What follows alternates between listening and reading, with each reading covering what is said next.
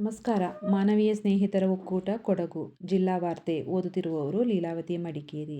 ಕೇರಳ ರಾಜ್ಯದ ಶಿವಗಿರಿ ಮಠದಲ್ಲಿ ನಾರಾಯಣ ಧರ್ಮ ಸಂಗಮ ಟ್ರಸ್ಟ್ ಆಯೋಜಿಸಿರುವ ಮಠದ ಯಾತ್ರಾರ್ಥಿಗಳ ಸಮಾವೇಶದಲ್ಲಿ ಕರ್ನಾಟಕ ರಾಜ್ಯದ ಮುಖ್ಯಮಂತ್ರಿ ಸಿದ್ದರಾಮಯ್ಯರವರು ಹಾಗೂ ಸಚಿವರು ಮತ್ತು ಗಣ್ಯರೊಂದಿಗೆ ವಿರಾಜಪೇಟೆ ವಿಧಾನಸಭಾ ಕ್ಷೇತ್ರದ ಶಾಸಕರು ಹಾಗೂ ಮುಖ್ಯಮಂತ್ರಿಗಳ ಕಾನೂನು ಸಲಹೆಗಾರರಾದ ಎ.ಎಸ್. ಪೊನ್ನಣ್ಣರವರು ಭಾಗವಹಿಸಿದರು. ಈ ಸಂದರ್ಭದಲ್ಲಿ ಬ್ರಹ್ಮಶ್ರೀ ನಾರಾಯಣ ಗುರುಗಳ ಸಮಾಧಿ ಸ್ಥಳಕ್ಕೆ ಭೇಟಿ ನೀಡಿ ಗುರುಗಳಿಗೆ ನಮಿಸಲಾಯಿತು. ಬಳಿಕ ಮಠದ ಯಾತ್ರಾರ್ಥಿಗಳ ಸಮಾವೇಶದಲ್ಲಿ ಪಾಲ್ಗೊಂಡು ಧಾರ್ಮಿಕ ಸುಧಾರಣೆಯ ಮೂಲಕ ಸಾಮಾಜಿಕ ಸುಧಾರಣೆಗೆ ಮುನ್ನಡೆ ಬರೆದ ದಾರ್ಶನಿಕ ನಾರಾಯಣ ಗುರುಗಳ ಜೀವನ ಹಾಗೂ ಉಪದೇಶಗಳನ್ನು ಸ್ಮರಿಸಲಾಯಿತು. ಈ ಕಾರ್ಯಕ್ರಮದಲ್ಲಿ ಮಠಾಧೀಶರಾದ ಬ್ರಹ್ಮಶ್ರೀ ಸಚ್ಚಿದಾನಂದ ಸ್ವಾಮೀಜಿ ಅವರು, ಕೇರಳ ಮುಖ್ಯಮಂತ್ರಿ ಪಿಣರಾಯಿ ವಿಜಯನ್, ಎಐಸಿಸಿ ಪ್ರಧಾನ ಕಾರ್ಯದರ್ಶಿ ಕೆ.ಸಿ. ವೇಣುಗೋಪಾಲ್, ಉನ್ನತ ಶಿಕ್ಷಣ ಸಚಿವ ಡಾ. ಸುಧಾಕರ್, ಮುಖ್ಯಮಂತ್ರಿಗಳ ಕಾನೂನು ಸಲಹೆಗಾರರಾದ ಎ.ಎಸ್. ಪೊನ್ನಣ್ಣ, ಮುಖ್ಯಮಂತ್ರಿಗಳ ರಾಜಕೀಯ ಕಾರ್ಯದರ್ಶಿ ನಜೀರ್ ಅಹಮದ್, ವಿಧಾನ ಪರಿಷತ್ ಸದಸ್ಯರಾದ ಬಿ.ಕೆ. ಹರಿಪ್ರಸಾದ್ ಮತ್ತಿತರರು ಭಾಗವಹಿಸಿದ್ದರು.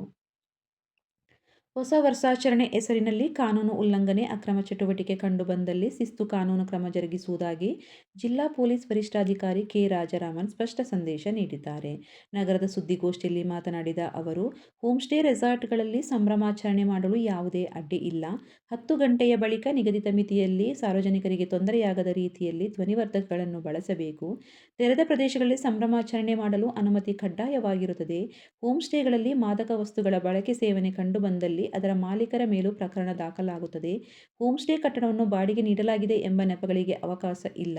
ಈ ಕುರಿತು ಜಿಲ್ಲೆಯ ವಿವಿಧ ಪೊಲೀಸ್ ಠಾಣಾ ವ್ಯಾಪ್ತಿಯಲ್ಲಿ ಸಭೆ ನಡೆಸಿ ಹೋಂಸ್ಟೇ ಮಾಲೀಕರು, ಹೋಂಸ್ಟೇ ನಡೆಸುವವರಿಗೂ ಸೂಚನೆ ನೀಡಲಾಗಿದೆ ಎಂದು ಮಾಹಿತಿ ನೀಡಿದರು.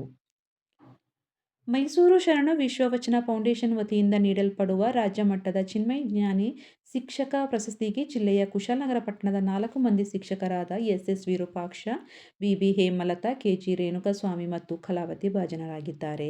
ಫೌಂಡೇಶನ್ ವತಿಯಿಂದ ಮೈಸೂರು ನಗರದ ಜಿಲ್ಲಾ ಕನ್ನಡ ಸಾಹಿತ್ಯ ಪರಿಷತ್ತಿನ ಸಭಾಂಗಣದಲ್ಲಿ ಏರ್ಪಡಿಸಲಾಗಿದ್ದ 11ನೇ ವಾರ್ಷಿಕೋತ್ಸವ ಸಮಾರಂಭದಲ್ಲಿ ಬೆಂಗಳೂರಿನ ಬಸವ ಸಮಿತಿಯ ಅಧ್ಯಕ್ಷ ಅರವಿಂದ ಜತ್ತಿ ಈ ಶಿಕ್ಷಕರಿಗೆ ಶಿಕ್ಷಕ ಪ್ರಶಸ್ತಿ ಪ್ರದಾನ ಮಾಡಿ ಸನ್ಮಾನಿಸಿ ಗೌರವಿಸಿದರು.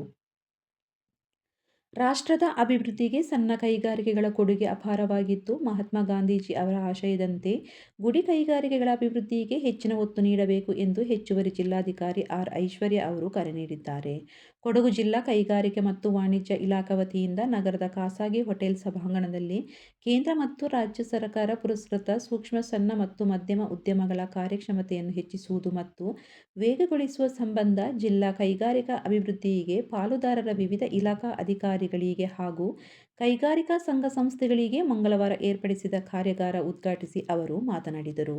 ಯುರೋಪ್ನ ಹಲವು ದೇಶಗಳು, ಚೀನಾ ಮತ್ತು ಜಪಾನ್ ರಾಷ್ಟ್ರಗಳು ಕೃಷಿ ಜೊತೆಗೆ ಸಣ್ಣ ಮತ್ತು ಬೃಹತ್ ಕೈಗಾರಿಕಾ ಯೋಜನೆಗಳಿಗೆ ಹೆಚ್ಚಿನ ಕೊಡುಗೆ ನೀಡಿವೆ ಎಂದರು. ಸೂಕ್ಷ್ಮ, ಸಣ್ಣ ಮತ್ತು ಮಧ್ಯಮ ಉದ್ಯಮಗಳಿಗೆ ಹೆಚ್ಚಿನ ಒತ್ತು ನೀಡಿದಾಗ ಅಭಿವೃದ್ಧಿ ಸಾಧ್ಯ. ಆ ನಿಟ್ಟಿನಲ್ಲಿ ಭಾರತ ಅಭಿವೃದ್ಧಿ ಹೊಂದಿದ ರಾಷ್ಟ್ರವಾಗಲು ಕೃಷಿ ಜೊತೆಗೆ ಕೈಗಾರಿಕೆಗಳ ಅಭಿವೃದ್ಧಿ ಅತ್ಯಗತ್ಯ ಎಂದು ಹೆಚ್ಚುವರಿ ಜಿಲ್ಲಾಧಿಕಾರಿ ಅವರು ಹೇಳಿದರು. ಲೀಡ್ ಬ್ಯಾಂಕ್ ವ್ಯವಸ್ಥಾಪಕರಾದ ಗಂಗಾಧರ ನಾಯಕ್ ಅವರು ಮಾತನಾಡಿ, ಜಿಲ್ಲಾ ಮಾರ್ಗದರ್ಶಿ ಬ್ಯಾಂಕ್ ಮೂಲಕ ಕೃಷಿ, ಕೈಗಾರಿಕೆ, ವಾಣಿಜ್ಯ, ವ್ಯಾಪಾರ, ಸಣ್ಣ ಮತ್ತು ಮಧ್ಯಮ ಉದ್ಯಮಗಳಿಗೆ ಪ್ರೋತ್ಸಾಹ ಹೀಗೆ ಹಲವು ಕಾರ್ಯಕ್ರಮಗಳಿಗೆ ಸಾಲ ಸೌಲಭ್ಯ ಕಲ್ಪಿಸುವ ಮೂಲಕ ಪ್ರಗತಿಯತ್ತ ಹೆಜ್ಜೆ ಇಡಲಾಗಿದೆ ಎಂದು ಹೇಳಿದರು. ಪ್ರಸಕ್ತ ವರ್ಷ ಸುಮಾರು 1300 ಕೋಟಿಯಷ್ಟು ಕೃಷಿ, ಕೈಗಾರಿಕಾ ಹಾಗೂ ಸಣ್ಣ ಮತ್ತು ಮಧ್ಯಮ ಉದ್ಯಮಗಳ ಪ್ರೋತ್ಸಾಹಕ್ಕೆ ಮೀಸಲಿಡಲಾಗಿದ್ದು, ಈ ಅವಕಾಶವನ್ನು ಬಳಸಿಕೊಂಡು ಪ್ರಗತಿ ಸಾಧಿಸಬೇಕು ಎಂದರು. ಅಕ್ರಮವಾಗಿ ದೇಶದೊಳಗೆ ನುಸುಳುವವರ ಸಂಖ್ಯೆ ಹೆಚ್ಚಾಗಿದೆ. ಅತ್ಯಂತ ಕಳವಳಕಾರಿ ವಿಷಯ ಎಂದರೆ ಕರ್ನಾಟಕದಲ್ಲಿಯೂ ಬಾಂಗ್ಲಾದೇಶದ ಪ್ರಜೆಗಳು ಉದ್ದಟತನ ತೋರುತ್ತಿರುವುದು ಸಾಮಾಜಿಕ ಜಾಲತಾಣದಲ್ಲಿ ವೈರಲ್ ಆಗಿದೆ. ಈ ಬಗ್ಗೆ ರಾಜ್ಯ ಸಚಿವರು ಕಠಿಣ ಕ್ರಮ ಕೈಗೊಳ್ಳಬೇಕೆಂದು ಮೈಸೂರು, ಕೊಡಗು ಲೋಕಸಭಾ ಕ್ಷೇತ್ರ ಸಂಸದರಾದ ಶ್ರೀ ಯದುವೀರ್ ಕೃಷ್ಣದತ್ತ ಚಾಮರಾಜ ಒಡೆಯರ್ ಒತ್ತಾಯಿಸಿದ್ದಾರೆ. ಈ ಸಂಬಂಧ ಗೃಹ ಸಚಿವರಿಗೆ ಪತ್ರ ಬರೆದಿರುವ ಸಂಸದ ಯದುವೀರ್ ಒಡೆಯರ್ ಇಂತಹ ವಿಷಯಗಳ ಕುರಿತು ಪರಿಶೀಲನೆ ನಡೆಸಿ ಕ್ರಮ ಕೈಗೊಳ್ಳಬೇಕೆಂದು ಆಗ್ರಹಿಸಿದರು.